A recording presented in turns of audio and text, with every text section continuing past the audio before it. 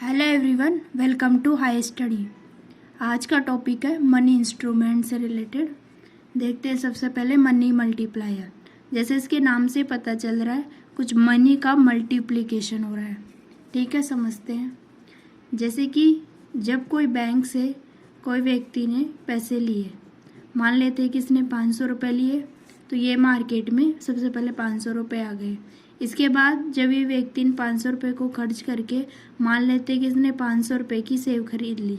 ठीक है, अब जिस व्यक्ति के पास ये पैसे गए, जिसने इससे सेव लिए थे, इस व्यक्ति ने आगे 500 रुपये के इसका घर का राशन खरीद लिया। आगे फिर उस व्यक्ति ने उन 500 रुपये से खर्च करके मान लेते 500 रुपये का तेल खरीद लिया। आगे फिर उस व्यक्ति ने उन 500 को खर्च करके कुछ और खरीद लिया। ऐसे करके जिस 500 रुपये की वैल्यू 500 थी, मार्केट में आके वो पैसा मल्टीप्लाई हो गया और उसकी वैल्यू उतनी नहीं है जितनी स्टार्टिंग में बैंक से निकली थी। अब वो पैसा मल्टीप्लाई होके मार्केट में घूम रहा है। ठीक है, ये तो इसकी डेफिनेशन से समझ में आ गया। आगे हम देखेंगे इसको फॉर्मूले से भी। अभी पहले कुछ और चीज़ें समझते हैं। अब आपकी मनी भी 4 टाइप की होती है, जिसको बोलते हैं M1, M2, M3 और M4। ठीक है, इनमें अलग अलग इंस्ट्रूमेंट्स आते हैं। सबसे पहले देखते हैं कि M1 में क्या क्या आता है। M1 में आता है करेंसी इन सर्कुलेशन, जितनी भी करेंसी मार्केट में सर्कुलेट कर रही है वो वाली currency, plus demand deposit with the banks के पास लोगों का जो डिमांड डिपॉजिट हो रखा है वो, plus other deposit with RBI के पास जो अदर से डिपॉजिट है पैसा, जैसे कि जब वो सीआरआर के माध्यम से बैंकों का पैसा अपने पास रखता है, कुछ कैश एक अलग से सीआरआर के अलावा और हो गया, जब वो रिवर्स रेपो रेट से पैसा लेता है, तो जितनी भी करेंसी आरबीआई के पास अदर डिपॉजिट में, बैंक्स के पास डिमांड डिपॉजिट में, और जितनी करेंसी सर्कुलेशन में, वो सब मिलके बनाती है आपकी M1। ठीक है, ये आपकी सबसे ज़्यादा लिक्विड है, मीन्स इसकी लिक्विडिटी या तरलता सबसे ज़्यादा है जो M1 करेंसी है। और ये संकीर्ण मुद्रा बोलते हैं इसको, मीन्स इसमें सबसे कम पैसा है लेकिन ये सबसे ज़्यादा तरल है, जो इजीली अवेलेबल हो जाती है। ठीक है, दूसरा देखते हैं M2 में क्या आता है। M2 में आता है आपका M1 प्लस में जो आपकी डिमांड डिपॉजिट है पोस्ट ऑफिस की। ठीक है, ये आता है आपका M2 में। ये M1 से कम लिक्विड है लिक्विडिटी के मामले में। ठीक है, M3 आपकी सबसे इम्पोर्टेंट है, जिसको बोलते हैं व्यापक मुद्रा या ब्रॉड मनी। ठीक है, इसमें क्या क्या आता है, इसमें आता है आपका M1 प्लस बैंकों के पास में जो टाइम जमा है, जितने भी टाइम डिपॉजिट है वो सब आती है आपकी M3 में। क्योंकि यहाँ पे जो इसकी डिमांड डिपॉजिट थी वो आ गया इसमें M1 में, तो M1 को यहाँ ले लिया। अब ओनली क्या बचा, इसका टाइम डिपॉजिट। तो बैंकों के पास में टाइम डिपॉजिट सब में जमा में क्या क्या आता है आपका FD और RD। ठीक है, ये इन दोनों से कम लिक्विड होता है। अब आते हैं M4 पे। M4 आता है आपका M3 प्लस सब कुछ आ गया। कौन सी मनी बच गई, जो कि पोस्ट ऑफिस की टोटल जमा होती है। तो पोस्ट ऑफिस की टोटल डिपॉजिट जो होती है वो आती है आपकी M3 के साथ ऐड करने पर M4 में। ठीक है, अगर इसको लिक्विडिटी के फॉर्म में देखें तो M1 की लिक्विडिटी सबसे ज़्यादा है, फिर M2 की, M3 की, फिर M4 की। और वही एक चीज़ है जो एग्ज़ाम में पूछी जाती है और ये सबसे इम्पोर्टेंट है, ये इसकी लिक्विडिटी का ऑर्डर है। ठीक है, अब M3 इम्पोर्टेंट क्यों है, क्योंकि जो M3 में टोटल चीज़ें आती है उन्हीं को बोलते हैं मनी सप्लाई।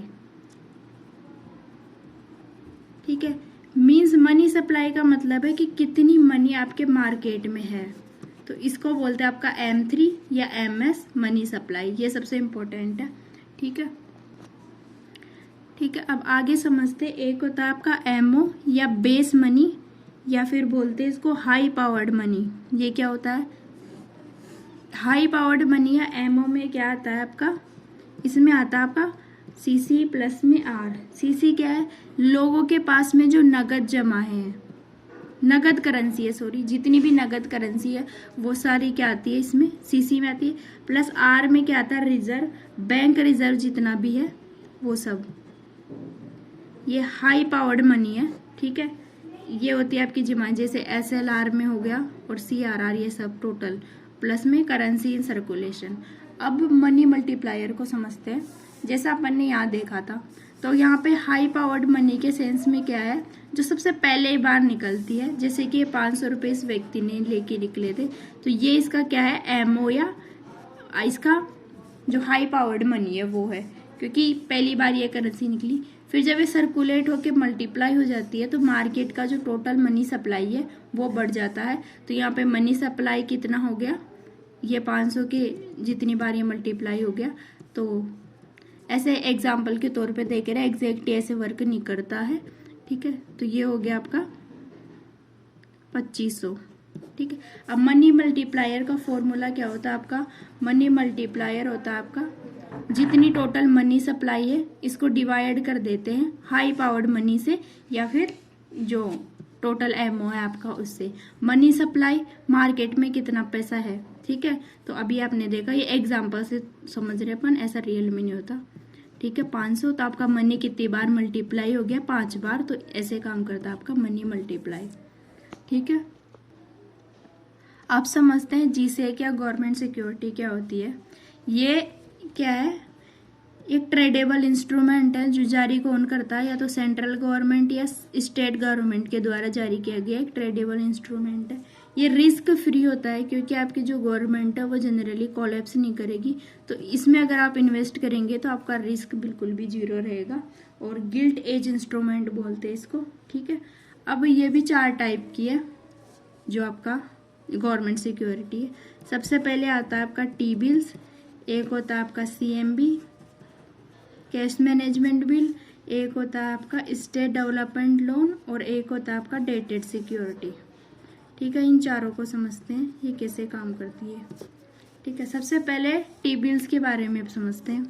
T-बिल्स है, ये आपकी ओनली सेंट्रल गवर्नमेंट जारी कर सकती है, स्टेट गवर्नमेंट नहीं कर सकती। इस बात को ध्यान रखना है, सबसे इम्पोर्टेंट लाइन है इसमें ये, ठीक है।